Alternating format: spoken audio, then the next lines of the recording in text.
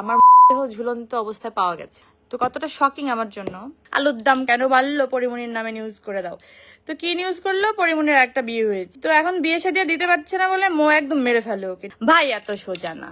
ঘটনাটা হচ্ছে, আমি তো সকালে একটা পোস্ট করলাম, খুব সকালে, মনে হয় তখন 8টা বাজে। তো দেন আমি আসলাম শুটে, সারাদিন শুট টুট করলাম।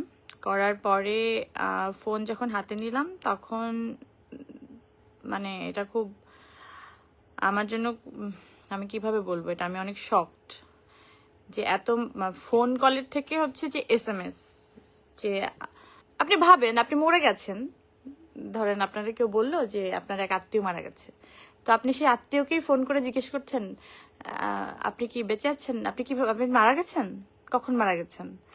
তো এরকম একটা ব্যাপার। তো কোনো একটা পোস্টে বা সামহাউ এটা রিউমার, যে কোনো ওয়েতেই, যে আমার ঝুলন্ত দেহ কি আমার দেহ ঝুলন্ত অবস্থায় পাওয়া গেছে। তো কতটা শকিং আমার জন্য। দেখেন, মৃত্যু তো আসলে কেউ মানে কোনো মানুষের হাতে নেই, এটা তো আপনি জানেন না যে কখন আপনি চলে যাবেন। আর এই মুহূর্তে আমি চলে যেতে পারি কথা বলতে বলতে আপনাদের সাথে।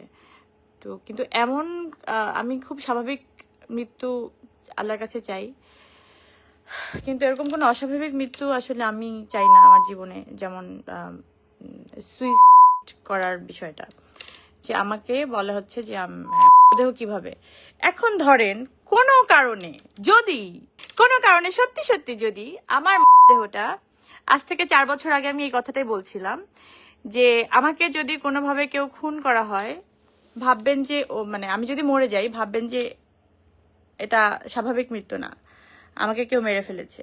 সো আজকেও আমি সেম কথাটাই বলবো। এই যে ঝুলন্ত মরদেহটা উদ্ধার করলো অনেকেই আমার, তারপর মৃত মানুষ লাইভে এসে কথা বলতেছে আপনাদের সাথে।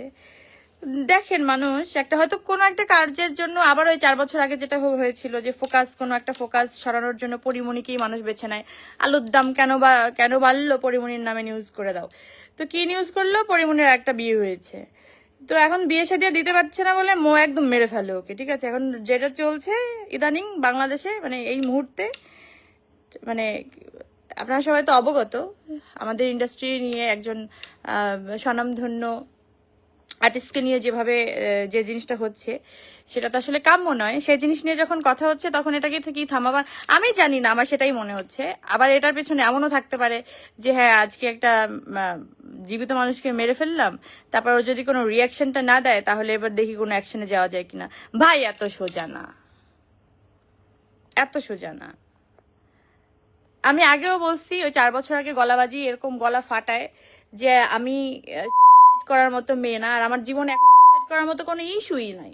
আমার জীবন ভাই বিন্দাস, আমার 2টা বাচ্চা নিয়ে আমি এই আমার নিজের লাইফ, নিজের কাজ, নিজের জীবন, আমি খুবই খুবই খুশি, সুখী একটা মানুষ এই মুহূর্তে, আলহামদুলিল্লাহ।